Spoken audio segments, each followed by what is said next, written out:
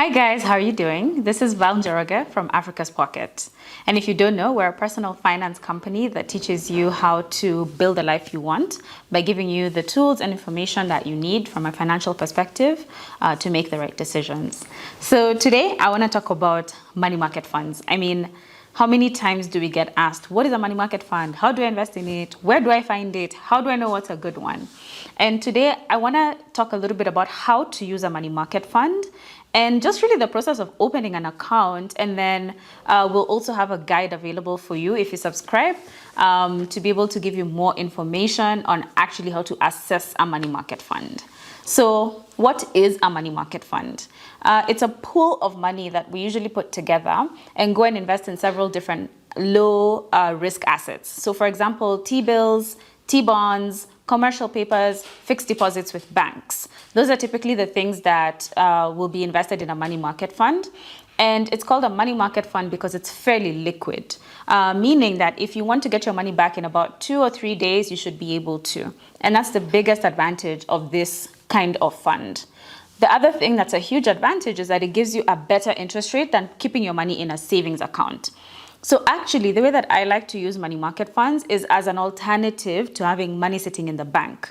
So it's a place where I accumulate money, or I sort of park it before I have a more lucrative investment opportunity available to me, or before I've accumulated enough money to access some of the investment opportunities that give you a higher interest rate. So for example, let's say that I'm accumulating money. I want to go on holiday a year from now. And I know that I need to put away 5,000 every month to be able to have enough money to pay for that holiday later on. So every month I'll send 5,000 to the money market fund until it's time for me to be able to remove it and pay for my holiday.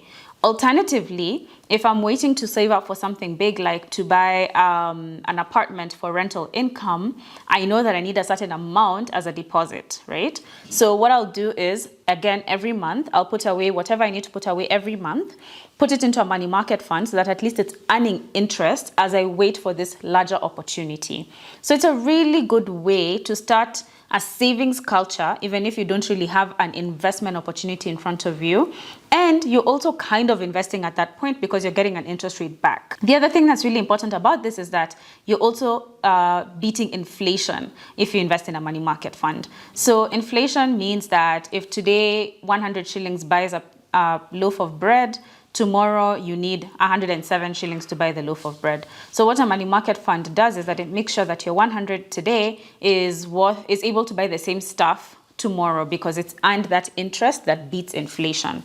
So just to be very, very clear, a money market fund, yes, you can call it a form of an investment, but it shouldn't be your investment goal. It should be a place that sort of your money passes through as it goes into more lucrative investment opportunities that sometimes may have a longer time period. It may not be available right now. Like, for example, a government bond is not always available for you to invest in. So it's a good idea to have some money in a money market fund available in case a bond opens. So that's one. Second, you want to use it as you accumulate funds for a bigger investment. So there's some investments, like for example, commercial papers have quite a high minimum. You need 1 million Kenyan shillings or $10,000 to be able to invest in that. So as you wait for your money to accumulate to that much, you can use a money market fund to be earning interest in the meantime. And then it's a great alternative to just having money in your bank because it's separate, it's far away, you're not tempted to spend that cash. So I tend to use money market funds for that, to accumulate money for investments, to make sure that my money is not just sitting in my bank so I can't use it. And this is also a good place to park, for example, your emergency fund. And second, as I'm saving up for a large purchase, I use money market funds as a sort of an alternative savings account again. So there you have it. That's the ways to use money market funds. So we have created a guide that basically tells you the different questions to ask as you're assessing money market funds. And you can actually find a list of all of the money market funds in Kenya, at least in the newspaper. And it will have the name of the company. It will have the effective interest rate, the annual interest rate. So you can use that to decide which ones you may be interested in. And then once you narrow down, our guide has a list of questions or criteria that you can use when you're calling them to ask them as you do your research. Because I don't want to tell you, invest in this money market fund today, then tomorrow something else happens or something else is giving a better return. It's better for you to be able to have the tools yourself to make this choice as times change. So I'm hoping that you subscribe to get our guide. It is free and it will give you a lot of the information that you need to be able to correctly assess a money market fund. Thank you.